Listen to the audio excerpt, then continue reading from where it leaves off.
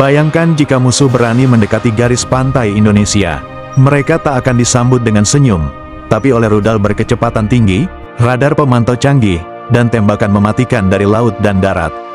Inilah kekuatan pertahanan pantai TNI Indonesia tahun 2025, garis depan yang akan memastikan tidak ada kapal musuh yang bisa mendarat di tanah air.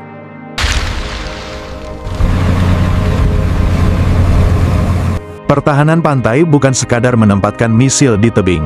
Ini adalah gabungan teknologi, radar, rudal, drone, kapal patroli, dan pasukan khusus, yang semuanya bertujuan satu, menghancurkan ancaman sebelum menyentuh daratan. TNI AL kini mengembangkan konsep baru, Coastal Integrated Defense System.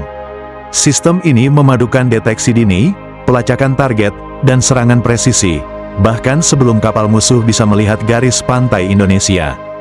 Pertahanan dimulai dari deteksi. Radar pantai buatan Amerika Serikat, IMSS, Integrated Maritime Surveillance System, telah dipasang di Selat Malaka dan Laut Sulawesi.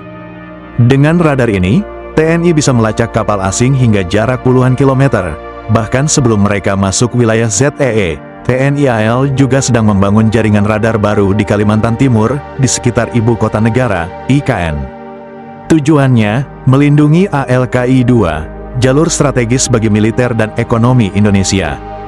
Deteksi saja tidak cukup, musuh harus disergap dan dihancurkan. Di 2025, TNI merencanakan rudal pertahanan pantai jarak jauh. Di antaranya, Atmaca, Turki, versi darat dari rudal anti kapal. YJ-12E, China, rudal supersonik yang mampu menghancurkan kapal besar dari jarak greater than 250 km. BrahMos, India Rusia, rudal tercepat di dunia dengan kecepatan Mach 3 dan jangkauan 290 km. Rencananya, rudal-rudal ini akan ditempatkan di titik-titik strategis seperti Natuna, Biak, dan bahkan pesisir Kalimantan. Selain rudal, kekuatan laut juga dipasrahkan pada kapal patroli dan kapal cepat rudal, KCR.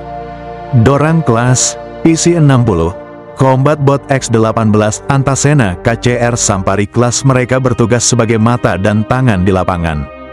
Dilengkapi senapan mesin, meriam otomatis, bahkan peluncur rudal, kapal-kapal ini siap menyergap kapal asing yang mencoba masuk wilayah kita secara ilegal.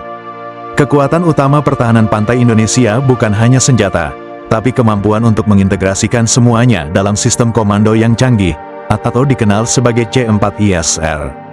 Salah satu prioritas utama pertahanan pantai adalah melindungi IKN, Ibu Kota Nusantara. IKN berada dekat dengan ALKI-2, jalur laut internasional yang super sibuk.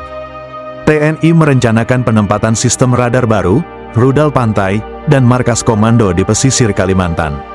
Strateginya, mencegah serangan amfibi sejak di laut terbuka. Laut bukan hanya tempat lalu lintas kapal. Laut bisa berubah jadi medan perang kapan saja.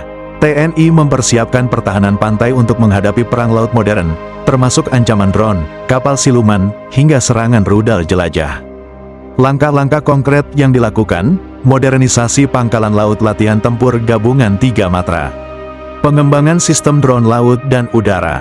Ketika kapal asing mendekat, ketika radar mulai mendeteksi, ketika sistem mulai mengunci target, TNI hanya punya satu pilihan, jangan beri musuh kesempatan menginjak tanah Nusantara.